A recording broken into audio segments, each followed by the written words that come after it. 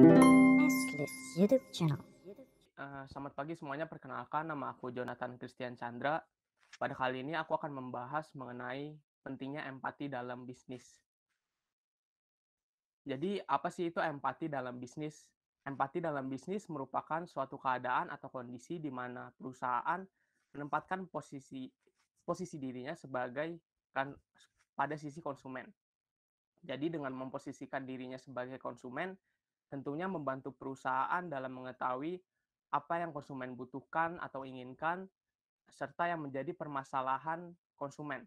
Sehingga dengan kehadiran konsumen, dengan kehadiran perusahaan dapat membantu konsumen dalam memberikan suatu solusi yang berguna melalui produk atau jasa yang dihasilkan. Nah, ini merupakan salah satu contoh perusahaan yang menerapkan empati dalam bisnis, yaitu perusahaan Gojek. Tentunya siapa sih di sini yang tidak mengetahui perusahaan Gojek? Gojek merupakan salah satu perusahaan transportasi berbasis internet di Indonesia. Gojek didirikan dengan tujuan mengatasi permasalahan di Indonesia. Nah, permasalahan yang dimaksud seperti kemacetan, pangkalan ojek yang tidak selalu ada di setiap tempat. Namun jika ada, ojek tersebut cenderung menetapkan tarif yang tinggi atau tidak sesuai. Oleh karena itu, Gojek hadir dengan memberikan suatu solusi bagi masyarakat melalui layanan yang diberikan. Konsumen dapat memesan ojek melalui aplikasi yang disediakan dengan tarif yang ditentukan sesuai dengan jarak yang ditempuh.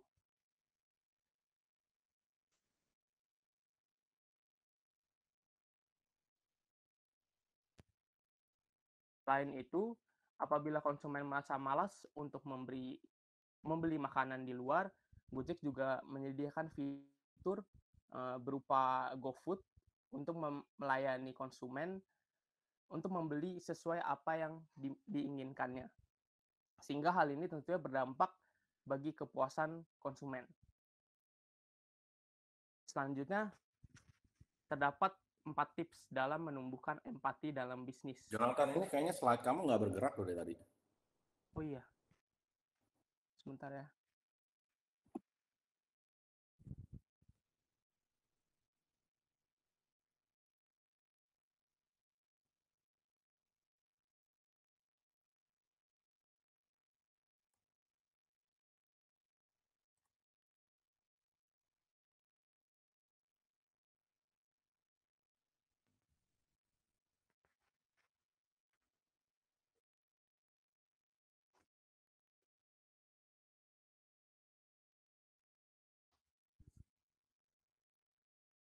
Oke, sorry sebelumnya. Diulang aja dari contoh dari perusahaan yang menerapkan empati dalam bisnis. Jadi di sini ada perusahaan Gojek. Gojek merupakan suatu perusahaan transportasi berbasis di internet di Indonesia. Gojek tentunya didirikan dengan tujuan mengatasi permasalahan di Indonesia. Nah, permasalahan yang dimaksud ini contohnya seperti kemacetan, pangkalan ojek yang tidak selalu ada di setiap tempat. Namun jika ada, tentunya ojek tersebut tidak jarang menetapkan tarif yang tinggi atau tidak sesuai dengan seharusnya. Oleh karena itu, Gojek hadir dengan membawa solusi bagi masyarakat melalui layanan yang diberikan. Konsumen dapat memesan ojek melalui aplikasi dengan tarif yang ditetapkan sesuai dengan jarak yang ditempuh. Selain itu, apabila konsumen merasa malas untuk membeli makanan di luar, Gojek menyediakan fitur berupa GoFood yang dapat mempermudah konsumen dalam memenuhi apa yang diinginkannya. Dengan hal tersebut tentunya membantu perusahaan untuk meningkatkan kepuasan konsumen. Selanjutnya di sini ada 4 tips dalam menumbuhkan empati dalam bisnis. Yang pertama, menyediakan waktu. Yang kedua, membangun relasi dengan konsumen. Yang ketiga, masalah. Dan yang terakhir, memilih keputusan yang tepat. Menyediakan waktu. Hal ini bermaksud bahwa dengan mendengar merupakan salah satu aspek yang membantu kelancaran suatu bisnis. Dapat diketahui bahwa setiap orang tentunya memiliki pola pikir atau pendapat yang berbeda-beda untuk menyuarakan pendapatnya. Tentunya dengan mendengar membantu bisnis dalam menciptakan lingkungan yang positif pada internal perusahaan, sehingga dapat memahami konsumen lebih baik untuk menciptakan produk atau jasa yang sesuai. Yang kedua, membangun relasi dengan konsumen. Tentunya membantu bisnis dalam mendapatkan feedback yang berguna untuk perkembangan bisnis ke arah yang lebih baik, serta memungkinkan bagi bisnis untuk lebih diminati oleh konsumen, karena konsumen merasa dihargai atas pendapatnya dan keberadaannya. Selanjutnya yang ketiga, masalah. Nah, ini merupakan inti dari pentingnya empati dalam bisnis. Dengan mengetahui apa yang menjadi permasalahan yang konsumen hadapi, tentunya kehadiran bisnis dapat menjadi suatu solusi melalui produk atau jasa yang dihasilkan. Dan yang terakhir, memilih keputusan yang tepat. Bisnis harus mampu memposisikan diri sebagai konsumen, karena dengan mampu menjawab pertanyaan terkait mengapa harus menggunakan produk atau jasa tersebut, tentunya konsumen menjadi lebih yakin dalam menggunakan produk atau jasa yang direalisasikan kepada mereka. Karena semakin besar manfaat dari produk atau jasa yang dihasilkan oleh suatu perusahaan, tentunya dapat berdampak bagi pola perubahan hidup bagi konsumen. Namun empati ini tentunya tidak hanya berlaku bagi konsumen saja, namun di dalam lingkungan perusahaan empati ini juga perlu diterapkan. Karena dengan mampu bersikap empati tentunya membantu bisnis untuk menciptakan lingkungan kerja yang positif dan produktif. Selanjutnya terdapat 2 manfaat empati dalam dunia kerja. Yang pertama, produktivitas dan inovasi menjadi cepat. Dengan lingkungan kerja yang positif, tentunya membantu setiap anggota yang terlibat untuk menghasilkan kinerja yang maksimal dan inovatif. Sehingga secara tidak langsung bisnis dapat berkembang untuk selalu memenuhi kebutuhan dan permintaan konsumen. Yang kedua, meningkatkan penjualan. Karena dengan empati tentunya akan tercipta suasana kerja yang nyaman dan kolaboratif, sehingga dapat menghasilkan suatu inovasi yang dapat berguna untuk menciptakan kepuasan konsumen yang akan berdampak kepada peningkatan penjualan yang akan didapatkan. Ini terdapat cara menerapkan empati dalam dunia kerja terdapat 3 hal. Yang pertama, menghormati sudut pandang orang lain. Maksudnya adalah bahwa setiap orang tentunya memiliki perbedaan dalam pola pikir atau pendapat. Oleh karena itu, hal ini tidak berbicara mengenai siapa yang benar atau siapa yang salah, namun hal ini menunjukkan rasa hormat terhadap orang lain. Selanjutnya yang kedua, meminta feedback dari orang lain. Dengan meminta feedback dari orang lain tentunya membantu dalam meningkatkan kualitas diri kalian, sehingga kalian dapat mengetahui hal-hal yang seharusnya kalian lakukan dan tidak seharusnya kalian lakukan. Sikap terlalu percaya diri dan arogansi merupakan sikap yang membatasi kalian untuk berhubungan dengan orang lain. Dan yang terakhir, evaluasi diri. Setiap orang tentunya memiliki pengetahuan atau pengalaman yang berbeda-beda, namun tidak menutup kemungkinan bahwa diri kalian memiliki bias. Oleh karena itu, kalian harus mampu mengevaluasi diri kalian sehingga hubungan kalian dengan rekan kerja dapat lebih terjamin. Sekian, terima kasih. Ada yang ingin bertanya? Ya, Jonathan, thank you. Ya, ada yang mau menambahkan?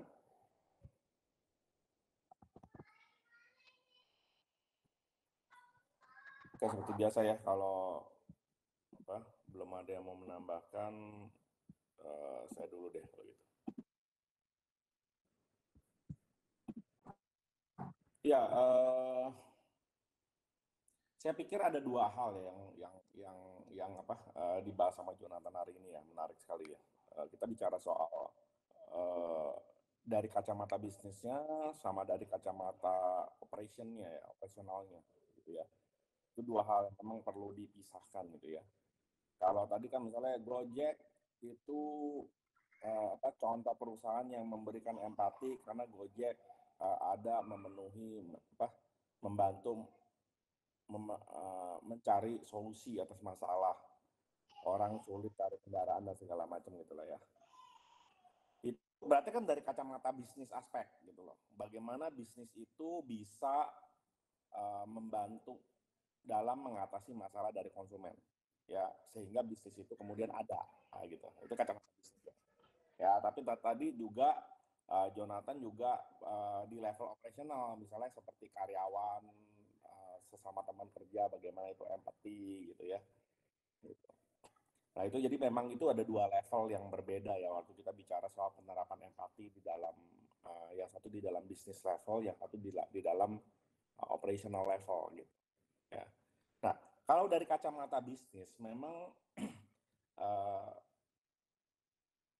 sebenarnya semua bisnis itu harusnya seperti itu. Ya, semua bisnis itu menjawab sebuah masalah. Bisnis itu seharusnya menjadi solusi, ya. Karena kalau dia bukan solusi dari sebuah permasalahan, pertanyaannya kenapa orang mau bayar duit kan gitu. Jadi bisa dikatakan hampir tidak ada bisnis ya. Kalau kita mau ngomong secara nature bisnis gitu ya. Hampir tidak ada bisnis yang tidak menjawab solusi dari sebuah permasalahan. Secara fundamental dulu nih kita bahas. Ya. Dan menurut saya contohnya tidak hanya Gojek ya. Itu kan Gojek tadi salah satu contoh gitu ya yang diungkap sama Jonathan yang adalah contoh yang sangat baik sekali. Tapi kalau kita baca di luar Gojek ya semua bisnis begitu mestinya. Bisnis apa yang tidak menjawab solusi sebuah permasalahan? Ya. Contoh Indomaret. Indomaret yang menjawab solusi. Dulu orang kalau mau pergi belanja yang dekat ya toko kelontong ya toko-toko yang ada di market lah gitu ya apa di sekitar kita gitu kan bukan toko kelontong ya toko apa sih ya saya ingat dulu ya kalau misalnya apa nggak jauh gitu ya ada orang biasa jual permen apa segala macam gitu ya toko kebutuhan sehari-hari gitu tapi kan permasalahan toko itu kan nggak convenience gitu loh ya jadi orang teriak ke yang punya ya kan Bu Pak ya, mau beli ini ya begitu kan cara kan begitu kan terus belum tentu lengkap juga biasanya gitu ya bisa ada ya lagi nggak ada seperti itu ya jadi kemudian Indomaret juga keberadaannya membuat orang jadi merasa nyaman dan ada di mana-mana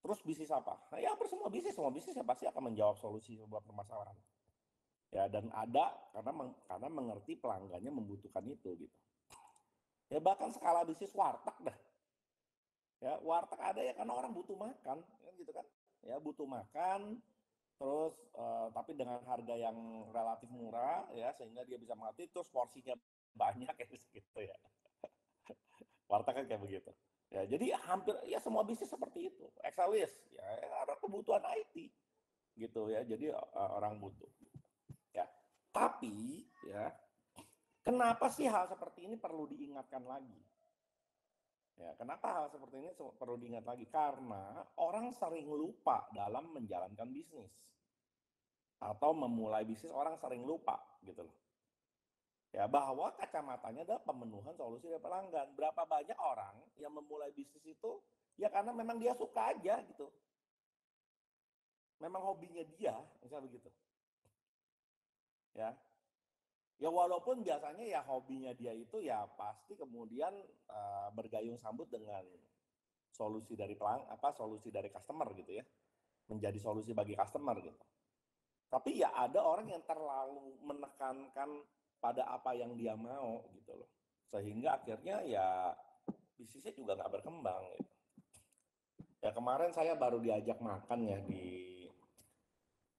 di tuna house di Pantai Indah Kapuk gitu ya terus ngobrol sama temen gitu temen bilang sebenarnya rahang tuna ada juga yang enak itu di dekat daerah Tomang dia cerita gitu ya di daerah Tomang enak itu dia ya tapi ya yang punya bisnis kayak mau nggak mau gitu jalanin bisnisnya gitu seperti kayak begitu ya jadi sehingga akhirnya bisnisnya tutup gitu ya gitu jadi kayak butuh nggak butuh jalanin bisnisnya karena memang yang punya bisnis itu udah punya udah punya bisnis lain lah gitu. Ya karena memang berarti fokusnya tidak kepada pelanggan, akhirnya walaupun masakan dia enak, dalam kasus restoran yang diceritakan teman saya itu, walaupun rahang tuna buatannya dia enak, tapi karena memang dia tidak fokus kepada pelanggan, tidak ingin menyediakan solusi bagi pelanggan, ya cuma jalanin bisnis saja gitu. Ya akhirnya juga nggak berkembang. Berapa banyak ya kita jalanin yang paling gampang kita lihat ke restoran dulu deh ya. Kita jangan lihat yang gede-gede dulu dah ya. Restoran, kafe atau apa, kita lihat di sekitar kita gitu ya. Berapa banyak kita yang kemudian habis datang terus nggak mau ke situ lagi gitu loh. Ya penyebabnya macam-macam. Ya mungkin memang dari sisi makanannya nggak cocok selera kita. Kalau itu memang agak susah ya. Tapi kan kalau kita lihat, kita kan juga bisa ngelihat bisnis-bisnis yang apa orang bilangnya ya, hidup segan mati tak mau, nah gitu. Hidup segan mati tak mau gitu ya. Ya kita lihat gitu ya. Aduh ini bisnis udah sepi ya kan, orang datang kayak gini udah malas ya kan. Kenapa ini gitu ya. Kalau cuma sekedar rasa tidak cocok ya. Kalau cuma sekedar rasa tidak cocok ya. Ya paling kita tidak ke situ tapi tempat situ tetap ramai gitu. Ya kan? Ya, misalnya kayak contoh saya itu nggak gitu suka misalnya makanan apa eh aduh saya nggak suka makan apa ya, hampir semua makanan saya suka ya. Misalnya contoh ya, bami karet 88 kayak gitu ya, itu di depan itu Ian 88, gua itu ramenya luar biasa itu ya, pagi-pagi ya udah rame sekali, terus nanti jam jam 10-an kayak begini aja udah habis. Jadi dia memang nggak dia pokoknya udah ya dia menyediakan cuma segitu gitu ya, jam 10 aja udah habis gitu. Saya sendiri kalau disuruh bakmi karet, saya lebih suka bakmi karet karena kan di situ kan banyak sekali bakmi ya. Jadi kalau di Gading Serpong tuh ada satu area tuh saya udah sebutnya udah bagi saya udah disebut noodle district tuh. Ya kalau disebut distrik itu karena di satu area itu terlalu banyak yang jualan bakminya. Jadi itu udah bisa disebut satu distrik gitu. Ya. Itu ada tuh di Gading Serpong tuh satu area tuh jualan bakmi tuh banyak sekali gitu. Ya tempat yang si Ian 88 itu juga gitu. Ya tapi di situ ada bakmi Acing, ada wah pokoknya bakmi banyak banget lah, saya sampai nggak hafal. Ada bakmi Pontianak, ada bakmi Makassar, ada bakmi Jambi, ya kan banyak sekali, bakmi Medan ada, ya banyak banget bakmi di situ. Nah sama-sama bakmi karet nih, saya lebih suka bakmi Acing yang di seberangnya daripada si Ian 88 itu. Tapi Ian 88-nya laku nggak? Ya laku sampai habis, tapi sayanya yang nggak ke situ gitu loh. Ya itu masalah selera. Tapi artinya si Ian 88 itu dia tetap memperhatikan pelanggan. Ya, kalau tidak kan nggak mungkin dia nggak rame gitu. Cuma kebetulan aja bakmi yang dia buat tidak cocok seleranya buat saya seperti itu. Oke ya. Nah, kalau bisnis yang memang memperhatikan pelanggan, artinya kan masakannya dijaga, tetap enak bagi orang-orang, bagi yang standarnya dia ya, tetap enak, pelayanannya cepat gitu ya. Terus orang makan nyaman gitu ya. Nah itu bikin orang akhirnya mau datang balik lagi, balik lagi, balik lagi. Bahkan kadang ya kalau kita bicara tempat makan yang nggak begitu nyaman pun, kalau selama makanannya enak, orang rela loh yang ngantri. Kenapa? Karena bisnis itu menjadi solusi buat perut dia, menjadi solusi buat mulut dia, kayak gitu. Ya saya suka mulut itu, gitu. Saya suka rasa itu gitu loh, di mulut saya gitu loh. Ya, apalagi kemudian kalau bisnis yang udah bicara puluhan tahun ya. Uh,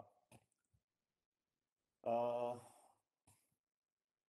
apa di Ketapang ya ada namanya bakmi Ketapang, WW Ketapang ya, kalau kalau suka makan di daerah kota ya, Gajah Mada itu dari zaman saya sekolah, kalian bayangin nggak? Berarti kalian tuh lahir aja belum? Zaman saya SMA. Saya SMA tuh 92 ya di Ketapang ya, 1992, pasti banyak yang belum lahir kan. Itu bakmi udah jualan di depan sekolah saya, tapi waktu itu masih tenda.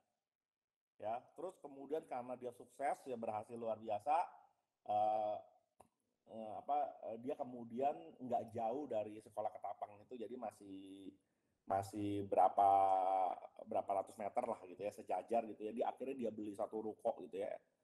Terus dia buka di situ sampai sekarang rame banget gitu.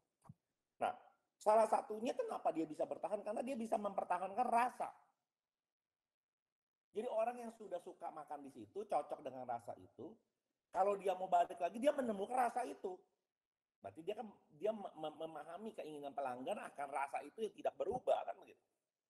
Ya, si engkoknya itu masih ada, dan saya heran juga mukanya nggak gitu banyak berubah tuh, padahal udah udah umur berapa tuh. Ya masih fit gitu ya, karena dia memang masih kerja. Cuman dia sekarang udah dibantu sama anaknya juga gitu. Ya, sama pegawainya banyak gitu. Tapi kan yang memimpin itu udah Sinko sama anaknya, saya lihat udah begitu. Ya. Itu ya dia mampu mempertahankan rasa. Jadi kalau saya kangen sama rasa itu gitu ya, saya balik ke situ dan itu masih tetap ada. Ya sama juga sama cuman yang bakmi WW Ketapang, kalau yang mau coba itu bakmi itu ya bakmi non halal ya. Jadi yang rekan-rekannya muslim jangan nyobain di situ ya. Tapi kalau yang bisa makan babi ya boleh cobain tuh bakmi Ketapang WW di jalan Ketapang tuh, di belakangnya Gajah Mada Plaza itu belakangnya. Atau kemarin saya lagi coba juga lomi Pinang Sia ya, lomi kangkung amen Pinang Sia. Itu bahkan dari zamannya mama saya masih kecil. Gila gak itu? Ya, jadi itu luar biasa sekali itu. Itu udah 3 generasi itu. Ya, udah 3 generasi. Yang generasi ketiga yang sekarang pun itu juga udah yang megang itu umurnya udah lebih tua dari saya gitu. Ya, jadi ini kalau akan diwariskan berarti akan masuk ke generasi keempat. Cuma saya belum pernah lihat nih. Ya, generasi keempatnya setiap saya datang ke situ nggak pernah lihat sih saya gitu. Ya, tapi bisa dibayangkan dari mama saya masih kecil itu rasanya masih kayak begitu gitu. Ini juga non halal juga ya. Itu luar biasa sekali gitu ya, kemampuan bisa mempertahankan rasa. Tapi in contrary, memang nggak bisa dipungkiri ada bakmi-bakmi yang saya sangat sangat sangat bersedih gitu ya. Gitu. Rasanya sudah berbeda dibanding dulu saya kecil. Jadi saya sekarang udah nggak mau makan di situ lagi. Ya, cuman saya nggak sebut bakminya apa deh ya, soalnya ini kan direkam juga ya, nanti bakalan ditampilkan di YouTube gitu. Ya nanti kalau saya sebut bakminya apa, ntar dianggap pencemarkan nama baik lagi. Ya, itu bakmi ya. Dari sejak saya TK saya makan di situ, dan dari sejak saya TK saya makannya yang porsi besar 1,5 mangkok. kalau dikasih porsi yang kecil, kata mama saya dulu, saya kan udah lupa ya. Gitu. Katanya kalau dikasih yang kecil dulu bisa ngambek sayanya gitu. Saya mesti makan 1,5 mangkok tuh bakmi di daerah Pasar Baru. Ya, bakmi di daerah Pasar Baru yang sekarang udah buka cabang di mana-mana gitu ya. Bakminya apa ya kalian cari tahu sendiri aja gitu ya. Gitu. Itu sangat disayangkan, rasanya sangat berbeda sekarang. Dan di lidah saya udah nggak bisa terima lagi. Tapi ya sekarang cabangnya ada di mana-mana gitu. Berarti masih banyak juga orang yang cocok mungkin dengan rasanya gitu. Tapi kalau buat saya tuh jauh banget rasanya. Gitu. Dan saya sangat sedih gitu karena saya akhirnya tidak bisa menemukan itu lagi. Untung bakmi itu ada saudaranya. Jadi dia bersaudara tuh bakmi itu. Walaupun mereka nggak mau ngaku mungkin kalau disebut saudara gitu ya. Jadi saudaranya itu berada di gang yang sama gitu ya. Cuman yang saudaranya itu lebih di dalam gitu. Dia tuh posisinya lebih di luar. Gitu. Nah, jadi saya kalau kangen sama rasa itu, saya masih bisa makan di bakmi saudaranya. Walaupun saya sebenarnya lebih cocok sama rasa bakmi dia nih yang terkenal ini nih. Ya, yang lumayan terkenal lah sekarang gitu.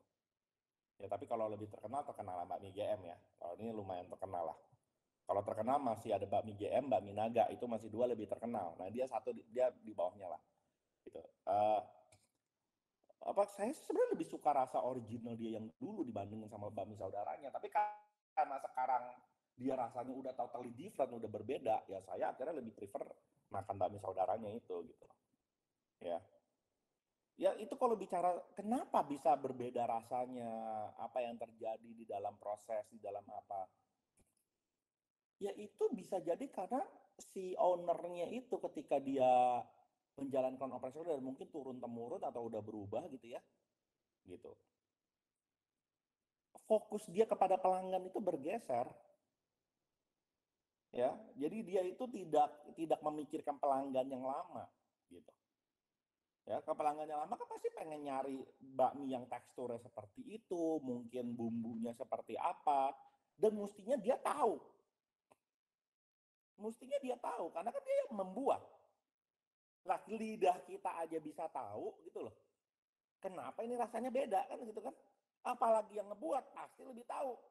Mungkin dia rubah kecapnya, kecap asinnya dia rubah, mungkin minyaknya dia rubah, mungkin bakminya dia pakai tepung terigu yang berbeda, mungkin komposisi telurnya berubah, kita nggak ada yang tahu. Tapi kenapa bisa terjadi perubahan seperti itu? Bisa jadi karena faktor ekonomis. Ya, oh saya mau untung lebih besar. Kalau saya pakai kecap asin yang lama, harganya lebih mahal daripada kecap asin. Ya udah deh, saya pakai kecap asin yang baru deh, yang harganya lebih murah, misalnya begitu, misalnya. Ya otomatis harganya jadi berubah, gitu. Jadi fokusnya bukan pada pelanggan, tapi fokusnya kepada dia pengen mendapatkan profit lebih, maka dia mengubah kecap asinnya, misalnya seperti itu. Ya. Atau ya memang ketidakmampuan dia dalam menjaga pasokan supplier. Ya misalnya dulu dia pakai kecap asin A, tapi suppliernya yang kecap asin A itu sudah tidak jualan lagi. Ya, jadi dia terpaksa harus mencari alternatif kecap asinnya karena dulu waktu dia bikin bakmi pun dia tidak membuat kecap asinnya, misal seperti itu. Kan kalau masakan bakmi itu kan mungkin dia masih bisa buat dagingnya, dia masih bisa buat apa minyaknya, mungkin dia masih bisa buat adonannya, bakminya gitu ya. Tapi kecap asin biasanya sulit untuk dibuat, biasanya tinggal beli tuh, gitu ya, gitu. Tapi bisa juga dia dari awal memang bakminya dia beli sama orang, jadi dia outsourcing lagi gitu. Ya, nah itu bisa jadi faktor pengaruh sangat besar dan sangat sulit untuk menjaga kalau kita memang mau punya bisnis yang jangka panjang, terus mengandalkan bakminya beli sama orang itu sangat sangat berbahaya. Harus bisa ngebuat sendiri. Gitu. Makanya kenapa bakmi Gajah Mada ya dari dulu sampai sekarang rasanya ya kayak begitu dan standar. Ya, kenapa? Karena semuanya itu dia buat sendiri. Bakminya dia buat sendiri, minyaknya dia buat sendiri, semuanya dia buat sendiri gitu loh. Ya, kecap asinnya. Jadi itu semua udah dalam kontrolnya dia, itu luar biasa sekali. Ya. Kalian coba deh beli bakmi Gajah Mada yang frozen. Ya. Nah, kalau frozen itu kan kalian bisa nanti meracik sendiri, bikin sendiri gitu kan di rumah. Cobain kecap asinnya bakmi Gajah Mada, beda rasanya. Sama kecap asin yang biasa kita tinggal beli gitu. Coba deh kalian tuang kecap asinnya, kalian beli dari kecap bango apa, kalian icip gitu ya, aduh asin misalnya gitu ya. Bandingin sama kecap asinnya bakmi Gajah Mada, beda banget. Gitu. Kecap asin bakmi Gajah Mada itu udah pasti diracik karena udah ada kayak kecap ikannya gitu loh. Ya, udah ada rasa visinya gitu ya, terus ada mungkin ada rasa wijennya juga gitu. Jadi udah ada variasinya gitu. Ya. Gitu. Itu pasti sudah racikan tertentu, maka bakmi Gajah Mada rasanya khas gitu. Ya. Jadi itu dari kacamata bisnis ya. Kalau kita memang mau mengutamakan pelanggan ya, jangan sampai fokus kita bergeser oleh karena kepentingan-kepentingan lain. Ya, kepentingan tadi lebih ekonomis dan segala macam. Ya, gitu. Nah, kalau dari kacamata operasional, ya memang empati sekali lagi sangat dibutuhkan ya. Kalau dari kacamata operasional itu, bagaimana supaya kita bisa berhubungan dengan baik antar karyawan, ya. Termasuk juga misalnya di luar dari kacamata bisnis, operasional pelayanan pelanggan, itu dua hal yang berbeda lagi. Ya, misalnya kayak kemarin ya, saya beli barang di Tokopedia, saya mesen karena saya butuh cepat, maka saya pesen same day. Ya, saya pesen same day. Tapi saya udah itu posisinya same day itu kan udah dari pagi saya udah monitor jam 8 itu sudah tokonya sudah bagus di Tokopedia-nya. Dia sudah order dan sudah di pick up. Ya, jam 8 pagi loh sudah di pick up gitu. Tapi saya heran sampai sore itu belum nyampe gitu kan. Terus kemudian apalagi kan saya pengirimannya mau ke Bolsena gitu ya. Jadi saya khawatir Nia udah pulang gitu kan. Saya kan titipan Nia gitu. Ya. Akhirnya saya kontak kurir ini gitu loh. Saya kontak kurirnya ke bagian CS segala macem. Ya akhirnya hari itu tidak terkirim. Barangnya nyasar ke kemana gitu lah. Begitu. Ya, jadi hari itu gagal kirim, besoknya saya follow up lagi, saya udah kesal-kesal lah gitu lah. Ya setelah komplain segala macam, ya memang akhirnya hari itu terkirim tapi juga malam.